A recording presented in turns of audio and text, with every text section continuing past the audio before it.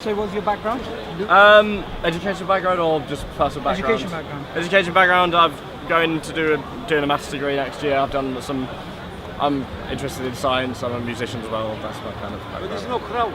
Okay. Yeah. So that's good because. Sorry, brother. Just give me a second. That's quite good because modern evolutionary biology is all based on mathematics. Yeah, it is. So I heard a talk recently by a very prominent evolutionary biologist, and he says at the cutting edge, if you want to get into the industry, you need to study population genetics, and to do that you need maths. So look, I come from the view that I believe Darwinian evolution is speculative. Okay. It's based on a probabilistic framework. It has assumptions, and its core mechanism is being challenged with alternatives. What's the alternatives? I'd like to hear these. Well, there's many alternatives, but before I get into that, what I want to know is what is your position? Like, I'm a creationist from the perspective that I believe there is a creator, but I believe the term creationist is inescapable because we all believe in creation. The only difference is I believe there is an original starting point, which is God. He created everything. And from your perspective, I'm assuming you don't believe in God, but you do believe there was the first cell or the first self-replicating molecule. I always say I don't know about God. I don't believe really I don't think there's enough evidence to say that there would be a God. There is a God or ever was a God. So that's my stance on that. I don't think there is, but if you present me with the evidence, then I'll change my mind. Okay. And what's your thoughts about Darwinian evolution? I think there's enough evidence to say that it's practically fact, and there's not. I wouldn't say there's many actually viable alternatives. No. Okay.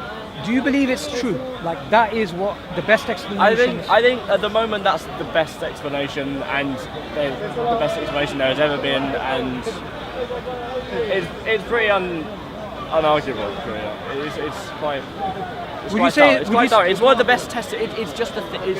I know what you're going to tell me. You're going to tell me it's just a theory. It is just. I mean, it is just a theory.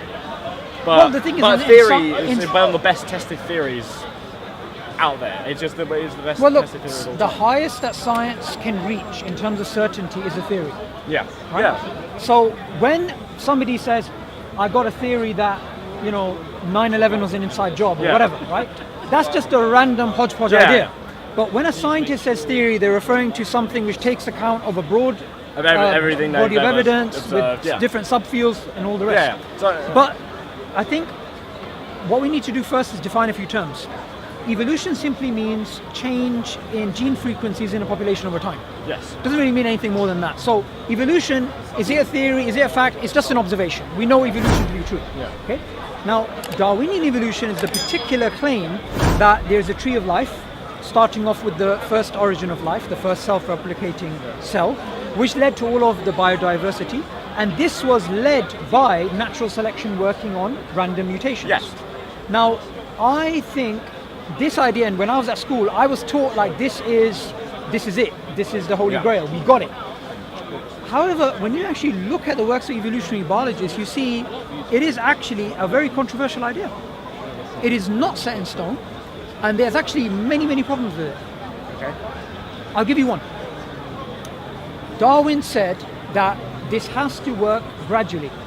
There has to be a very small, incremental, gradual, adaptive benefit, which is then accumulated by natural selection. But as paleontologists have been looking at the fossil record, they've been basically saying the trade secret of our industry is there is no gradualism.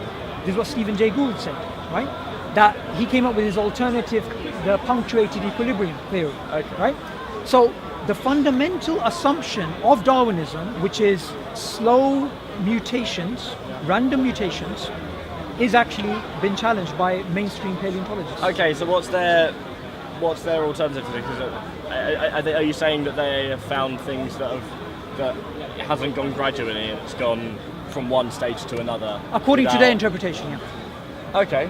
So what they say is... They may have found that. They may have found something that contradicts what they have, but I would say that there's way too much evidence for Darwin evolution. So what would you say is the main lines of evidence? main lines of evidence of the countless fossils that are always found and just put into the records of paleontology. And they, I'm not a biologist, and so I don't, I've just studied biology. That's all I know. But I know that the method is thorough. The method? The method is thorough. Okay. And I kind of trust the theory. I trust their methodology. Sure. And But what is it about the fossil record that supports the Darwinian paradigm? Because I can use it's gradual. Yes. No, well, not really. A lot of paleontologists are saying we can observe the gradual change on a smaller scale. As you scale down. This is why you get immune to antibiotics. Well, the bacteria gets immune to antibiotics. It happens on a small scale because they can breed fast. So they double every X amount of seconds. Yeah, they have a very quick generation. It's literally you're observing Darwinian evolution in a petri dish. Well, you're observing this because the random mutations, and then the strongest ones survive, then they get stronger. That's literally the foundation of what you just told me. Yeah. So, you see, that thing there, it's a non-starter to use that to then look at the fossil record and say we've got the same thing, because when we actually look at the fossil record, we have things which Darwin pointed out himself which were not in line with his theory. Okay. Chapter 6 of The Origin of Species, Darwin says problems with the theory, right? And one of the problems he points out is the Cambrian explosion. That we had this, in geological times, it was a sudden increase of biodiversity. Yeah. And as more and more research has been done on the Cambrian period, this problem has gotten worse, which is why Stephen Jay Gould and Niles Eldredge, and these are atheist evolutionary biologists, what they basically said is gradualism doesn't work anymore. Okay. And you may think, well, we can drop gradualism, we'll still have Darwinism. Well, you can't, because Darwin left gradualism, extreme gradualism, as a falsification test for his theory. And recently we've also observed that lizards on an island, they go through evolutionary change, which should take millions of years. Yeah. They do that within thousands of years. Okay. Actually, not thousands of years, within, a much quicker time scale. So changes that should have been done in thousands of years were done... hundreds of years. No, were done in basically a lifetime, like 20, 30 Okay, years. so wait, can you tell me the name of that? This is on, if you just put lizard evolution island... Lizard evolution on a single island? Island, yeah. So this was when a new lizard was introduced in an island. The whole idea of Darwinian evolution is that you have... Right, so that change will take thousands of years. Yeah, it should have taken there's a change that should have taken... Basically, the change years. was much, much faster. Okay. And the thing is, evolution itself is not a term which you can only subscribe to Darwinism, because evolution was known before Darwin. Okay. All Darwin did is he came up with a mechanism. Now, Yeah. his mechanism fundamentally assumed that mutations have to be random, variations have to be random, and also that you have to have gradualism. Yeah. Since we now have observed with our own eyes that gradualism has been challenged by species that we can observe in a lifetime, and also in the fossil record, we know that the theory is in serious trouble. Okay. All right. So, how many papers were on this subject of the lizard? Well, at the moment, that's just one example. Okay. I'll give you a few more. Okay. So, I mean, you can give me lots of points against it. I'm not an expert on the subject. Is your point going to conclude to that there is no evolution? No, evolution, like we described. It might not be as we described it, but as we are taught in school. It might not be like that. But Look, evolution is change in gene frequencies in a population over time. yeah, that's true. That's undeniable. So that's trivial, because there's nothing that leads that to the tree of life. Okay. Or natural selection. Wait, there's being nothing. There's nothing that leads You can't equivocate. gradual change to the tree of life. Yeah. So, Because there's no trajectory. Remember, the tree of life is the idea that there's one origin, and grass, you, me, human beings, mosquitoes, they all go back to the last universal common ancestor. I disagree. I'd say that that there is a logic that can follow that kind of not proves that, but it is kind of logical, isn't it? You have different environments. You have things that adapt to different environments, and that leads on to different things being made, different species. Because remember, what Darwin came up with was this. You can look at all of life right now, and you can look at all the similarities, and they'll all go down to one. That's what he assumed. But people before him already came up with this idea that there's things which are similar, so they must have a common ancestor. The only reason why they started taking this idea seriously is because he proposed a mechanism, which was natural selection working on variations. Yeah. Now, this is true. Now, you agree with natural selection variations and how this... Yeah, but it's a trivial fact. Yeah. But his idea was this is what led the tree of life. Okay, so what's your my point here is this.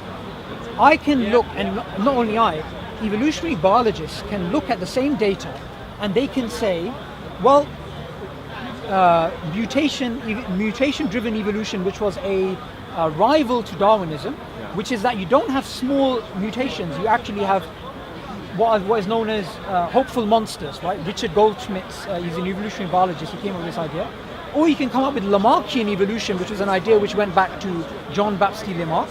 Or you can go back to a new idea, which is known as evolution by natural genetic engineering. Now, these are complete alternatives to Darwinian evolution. Now, we are told that Darwinian evolution is a fact, is true. But if it was a fact, then these alternatives would not exist. So you're saying that there are alternatives to it, but you're from what I'm hearing, they all seem to go back to the same thing. So they all seem to have the same result, do they? In what way? They all the same result as things change. Okay? Yeah, but the thing is, look, evolution, if you simply define it as biological change over time, today we define it in terms of population genetics, but say if we define it purely as change over time, biological change over time, this goes back 3,000 years. Yeah. This was known by the ancient Hindus, it was known by the ancient Greeks, it was known by the Chinese as well, and it was completely trivial and uncontroversial. The reason why evolution became controversial is when Darwin assumed there was one origin, there was a tree of life, and this was driven by random mutations being accumulated by natural selection, so random variations. Yeah. That's the controversial part. Yeah. And the thing about that controversial part is we've been told that this is true when, if you look at evolutionary biology, there is a lot of dispute about that central claim. Oh, well, a lot of dispute compared with the amount of evidence they have. I would, you have these theories, you have the best tested theories, evolution and quantum theory, okay? Evolution is not a theory, Darwinian evolution is the theory, okay, evolution is the observation. You have all the best tested theories, they're all, the biggest stars attract the most controversy. That you've got that concept, and it's, of course you'll have alternatives, of course, but at the moment, there's too much evidence to just dismiss Darwinian evolution. Okay. Of course, there's when you come out with me, when you come out to me with 1,000 different papers from 1,000 different universities saying this is true, this completely blows Darwinian evolution out of the water, then I'll go, okay, fair enough. So, but these probably. I'll probably. You're saying it's not like a fringe opinion. Yeah, I'd say that yes. To any big theory, you can find lots and lots of good counterpoints. To any good point, you can find lots of good counterpoints. But that's just because there are good counterpoints doesn't mean that all these counterpoints accumulate to a disproof. No, it doesn't accumulate to a disproof. What it does show is that this is a very speculative theory. Okay. And one of the things that Darwin did in The Origin of Species, which is why I respect him more than I respect people like Richard Dawkins and others, is right at the beginning of The Origin of Species, he says, you from psychology, from linguistics, you can take all these facts and you can come up with conclusions which are the opposite to what he himself came up with. He admits this in The Origin, which what it goes to show is he understood the philosophy of science. Yeah. Because if you imagine a scattergraph, I'm sure as a mathematician you understand that. Now if there's a scattergraph, how many different inferences can you make based upon the same scattergraph? A lot. Yeah. Exactly. Now those dots, those are observations and those are not changing. What does change is our interpretation, maybe a sine curve, maybe a bell curve. I don't know. I'm apprehensive with your use of the scattergraph. you're using the fact that there are always anomalies and contradictions. Not anomalies. Not anomalies or I'm saying the same data. Contradictions. No, not contradiction. Not contradictions. I'm saying we have a set of data. Say this is X, Y. Yes, but we have right? to come up with some conclusion. I know. You have to, when you have that scatter graph, you have to draw a line through it, don't you? Exactly. Yeah, you can't say I can draw a million different lines, but the line could be over here, and that would just be stupid. No. What I can say is this. Realistically, we know we can draw at least maybe 15, 20 different lines based on the same graph. My point is, we've been told, and I was told this when I was at school, this is the only inference possible. And that's disputable. Because Lamarckian evolution, which doesn't assume there's one origin, which assumes there's perhaps millions of origins, which have linear independent origins, which is evolution happening in parallel directions, or something like evolution by self-organization as proposed by Stuart Kaufman. All of these are different evolutionary models proposed by atheist evolutionary biologists. No school teaches them, no university teaches them. Yeah. And you actually find out things like, just a few weeks ago there was a book published by Oxford University called Darwinism as Religion. Yeah. And it's written by an atheist philosopher of science, and what he goes on to say is that Darwin's theory of evolution it became into a religion. Until today, it is actually a type of meta-narrative, it's a type of religion. Because of this, what we are taught in school is actually incorrect. It's not the only game in town. And there's lots of assumptions and problems with it. I agree with your point that they do enforce it when you say this is the only thing. I mean, actually no, they don't. To be fair, we were always told to say it's a theory, but that's what. But remember, science, the highest standard you can achieve in science is theory. Yeah, that's the highest standard. No, but that's what we weren't taught. This is the only thing.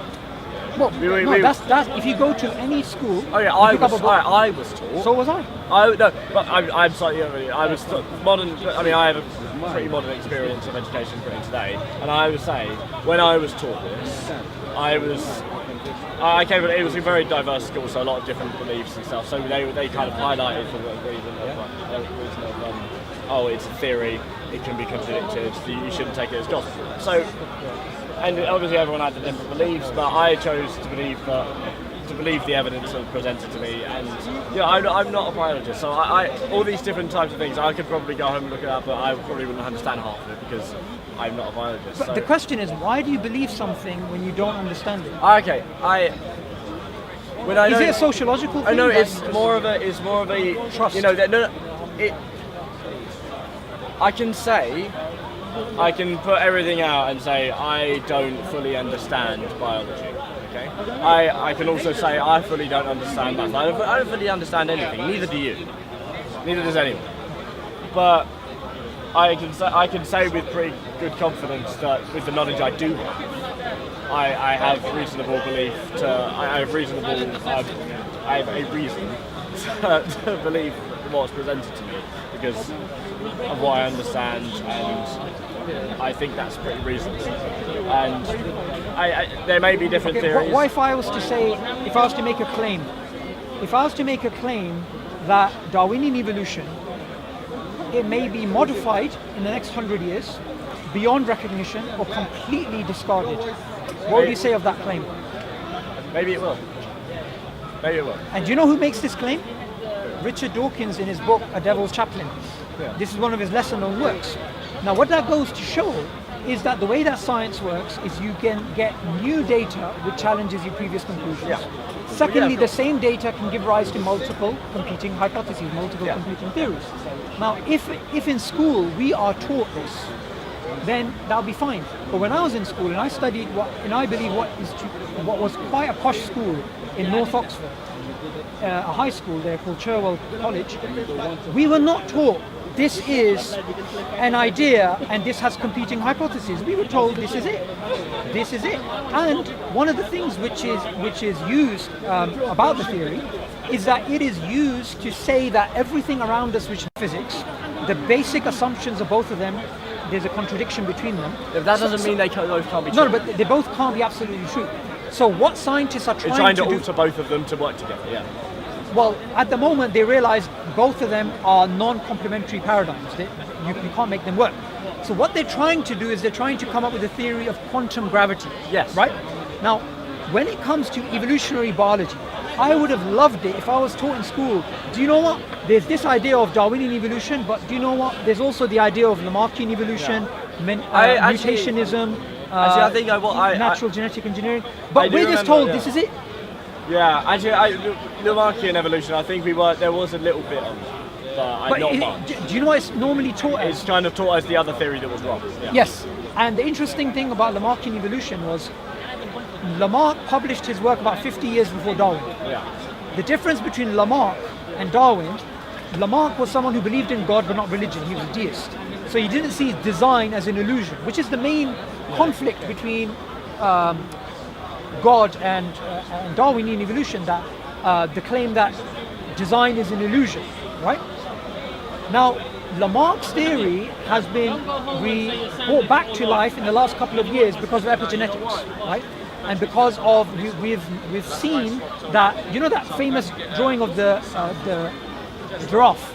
Yeah. It keeps trying to stretch out its neck, and then those changes are passed on to its offspring. Oh, so that's Lamarckian. It can do It's an intentional thing, right? It can do, yeah. Yeah. We've actually got some recent experiments which have shown Lamarckian evolution is observable, right? And now how many generations that goes down, that's another question. That's something they're going to be exploring. But what I didn't like... Just to confirm, Lamarckian evolution is the one where it's like it wants to extend it next, so it does. Yeah. It's a conscious... It's basically like the blacksmith's strong arms. Yeah. The blacksmith, he has these arms, then he procreates, and those children inherit those traits. Okay. Now, the inheritance of acquired characteristics, as it's known, was an idea which was ridiculed. Okay. Now, why? This is where I disagree, because I believe that if Darwinian evolution was taught, not as a religion, not as a meta-narrative, but was taught the way that Darwin actually proposed it, which was a theory which had anomalies, which he admitted to. He admitted there was other theories possible on the data. And lastly, he also admitted something which we're not taught, which is you can be someone who believes in God and believes in Darwinian evolution, and there's absolutely no contradiction between the two. Neo-Darwinism, which came around in the 1940s, was militantly atheist, right? Which was put together by mathematicians, by the way. And this was used as a baton to bash religious people for the last 70 years. And that's the real crux of the issue. Okay. And as a mathematician, maybe you should do something to change that. maybe. I mean, in my perspective, You've heard of JBS Haldane, right? JBS Haldane? He's one of the founders of Neo-Darwinism. He's a mathematician. Yeah. Yeah, maybe. I mean, there's all these different theories. They are taught as the kind of theories that were wrong. But I think you kind of have a want. So you kind of have a want to reintroduce these theories as not more myself. of a true thing. I don't want to do that, because these theories, especially things like evolution by natural genetic engineering and evolution by self-organization, these are new. And these have been introduced by atheist evolutionary biologists. Maybe when they're better tested, they'll be taught. Well, they are actually tested. Well, maybe when they've been tested over, Darwinian evolution is an old theory, and it has stood the test of time, and there's not many. One of the reasons it stood the test of time is because of the philosophical naturalism that is used to underpin it. Because it's used as a way.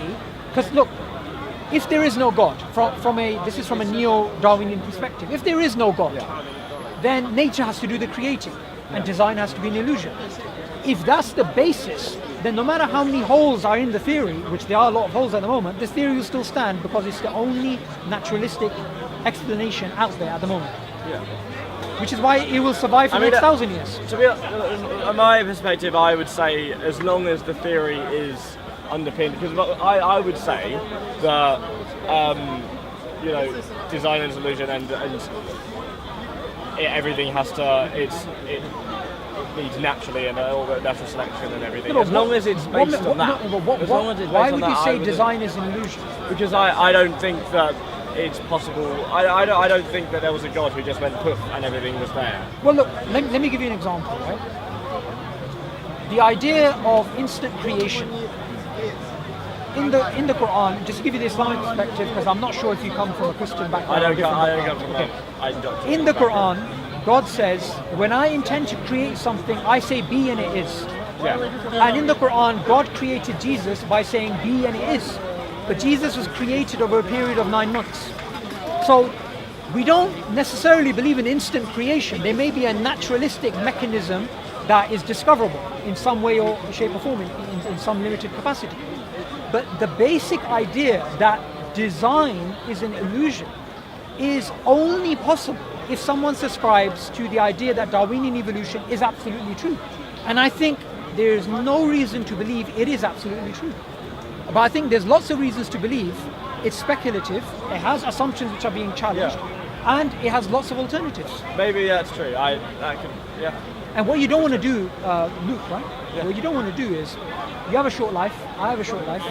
If we are brought up with this idea, if we're socially engineered with this idea that everything that looks designed is actually an illusion, I think that's a type of child abuse if you're brought up with a belief which is patently false. I think you could say that about things, mainly religion. You can. You can say that about the indoctrination of everyone who is brought up with the religion. If the religion's false, yeah, you can. Yeah, but if the religion's false. But this we know is false, because this is something. No, we don't. No, we know it's false. That it's absolutely true. We know it's a model. Okay, no.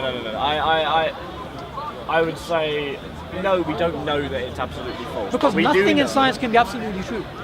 No, that's untrue. That's so what's something in science? And I'm not talking about observation. We're talking about theory. What theory is absolutely true? There can be no theory that's absolutely true. But yes, but so you're using the fact that nothing can be absolutely 100% provable to try and prove your own clouded religious theory. No, I'm not. What I'm trying to do is this. You can say that. No, I can't say that there is a theory out there that is 100% true, because it's that's all not the way based on science evidence. works. But I'm saying that there's a point that you get to where you say, okay, we have enough evidence. Can we just move on now? You don't do that in science. No. And I'll tell you why you don't do that in science. Science is based on induction, is to take observations and come up with general ideas about those inductions. Yes. Now Darwin, and we could take neo-Darwinism today, we've got all these subfields in biology and they all have data. Using that data, we have this theory of Darwinian evolution, and there's other alternatives. We can always get the possibility of new data which will challenge the previous conclusion, or a reinterpretation of the existing data, which is why people like Thomas Kuhn, who's a philosopher of science and a physicist, he wrote a book called The Structure of Scientific Revolutions, and he said, you have these paradigms in science which, because they've been reconfirmed so many times, they become into a type of religious structure. Now, it's very hard to look outside of the paradigm, but what starts happening is, as you have anomalies which keep gradually increasing, you have to have a change in worldview. Okay. Now, the anomalies to Darwinian evolution were first pointed out by Darwin himself. Yeah. Today, those anomalies have only increased. You know Darwin, what he said about the appendix? Yeah. Right? He said it was a rudimentary vestigial organ. And that was true for almost 150 years, and we've discovered in the last couple of years, it's no longer considered a vestigial organ. It actually has function. So it had. No, it has function. Darwin thought it had function. Since when did we? Just a few years ago, about 2009, 2010. We discovered it does actually have function. Its function is to flush the body with good bacteria after cases of cholera, right? So after extreme cases in which all of your good bacteria gets out of your body, it is a safe house for bacteria to hide in, and then they can get flushed into your body. Secondly, it works in the development of young adults, right? We know of at least 2 different functions. The problem with Darwinists is when they take a scientific conclusion and then they say, that's it, we've worked it out. And I'll give you an example of where I disagree. You might have heard of the idea of junk DNA. No.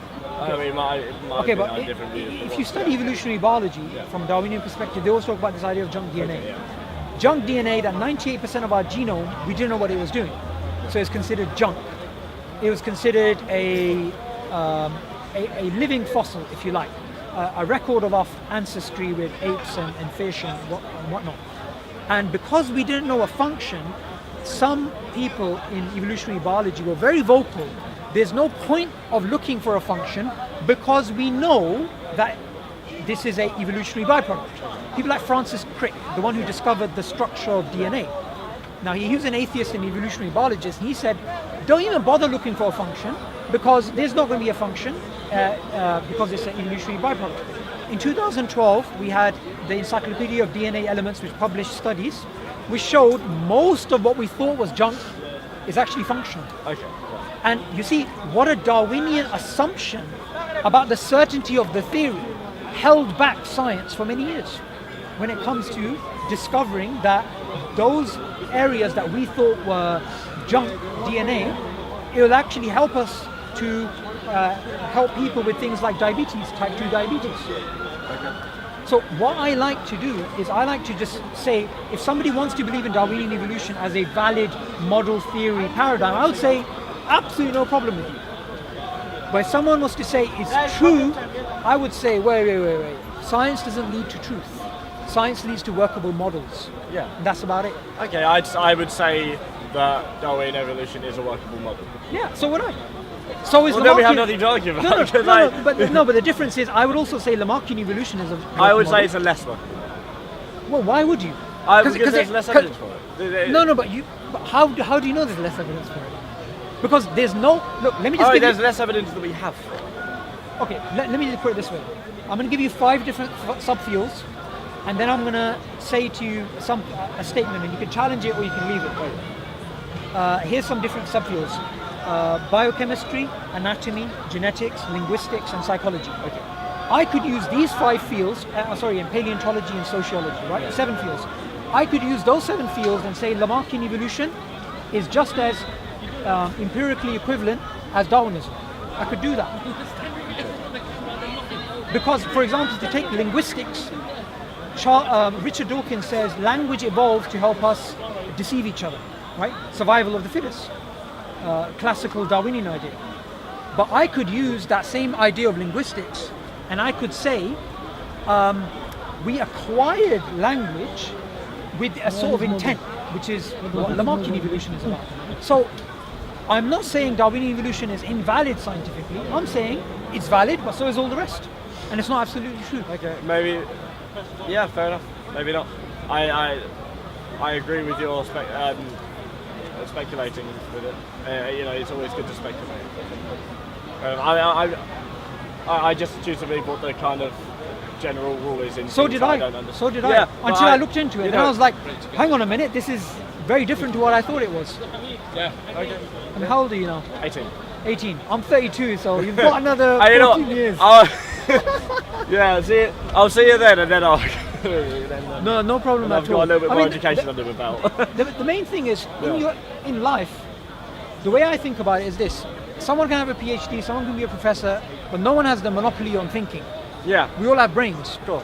And ideas that we may believe to be true, and we may be certain that they're true, they may be falsified in the future, and we need to be brave Yeah. enough to... Well, maybe yes, but I would choose to. I kind of have a trust in science that I can in things that I'm not an expert in. I would say. We all do. Yeah, We all do. I wouldn't. It's why on the Brexit thing. I was like, when everyone asked me about it, I was like, I'm not an economist, and I don't know that I have my view on it, but I wouldn't advise anyone. It's the same thing. I don't. It is, but the difference is this: because there's a fault line Yeah. between Darwinian evolution and theology, which is to do with the Yeah. illusion of design. This is something that is worth researching into, because I'll give you one example in the human body. You see, if all over our body we have these veins, right? Yeah. We have capillaries, we have arteries. Yet there's one part in our brain where there's a leakage of blood. Now that blood, it comes into the brain and is tested for chemicals, for toxins. And if there is found to be toxins, then the body creates a reaction to expel that foreign agent. Now for me, that shouts out design. But for a Darwinist, he would say natural selection. And natural selection is a blanket for anything. It's just a label for a mystery.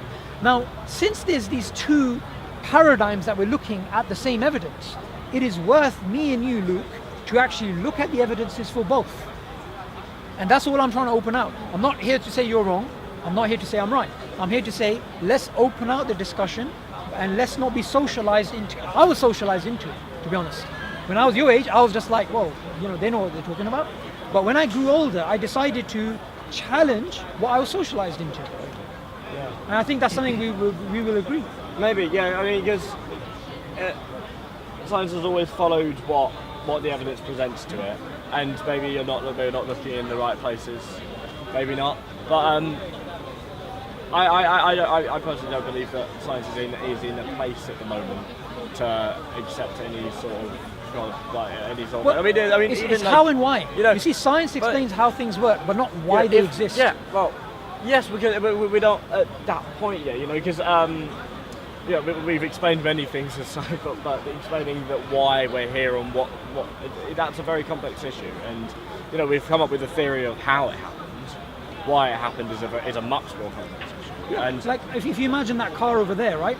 I could explain the fuel that goes in, combustion, axial, wheel, lift, drift, drag force. I can describe all those things. Yeah. Now, Luke, imagine if I described all those things, and then said to you, therefore there's no designer. You would say, hang on a minute, there's a how, which is what you explained to me, science, but there's a why, which is metaphysical. So science is neutral when it comes to God. Science doesn't say there is a God, science doesn't say there isn't a God, which is why the claim which I like to challenge is when Darwinian evolution or anything else in science is used to say, therefore there's no God. Because I believe that's a category mistake. I haven't ever come across anything that says, therefore there's no God. Well, I've never ever. Have you heard of the God delusion? Yes. Okay.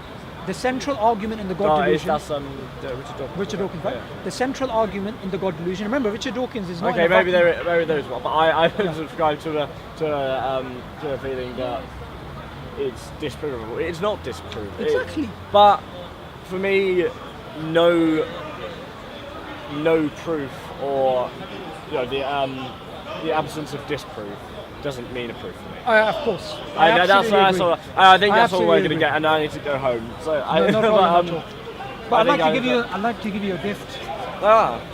You're only 18, so this is a small portable Quran. The thing about the Quran is, we believe truth can be arrived at if someone uses their reason. We don't believe in blind belief. Yeah. So one of the claims the Quran makes is this: do you not think, do you not reason, do you not reflect? Now, I ask you, I could be lying to you for the last hour. Everyone in the world, they could be deceiving you in some way or another, right? But one person who will never deceive you, or element in your life that if you're sincere, you'll never be deceived by, is your own ability to reason. Now what the Quran does is this: it says, leave aside your society, leave aside your forefathers, leave aside what you desire yourself, and look into the truth using reason. And if you use reason as a criteria, the Quran says you will reach God. And that's something that we can agree, even if we don't agree on God, we can agree reason should be the arbiter for truth. Yes.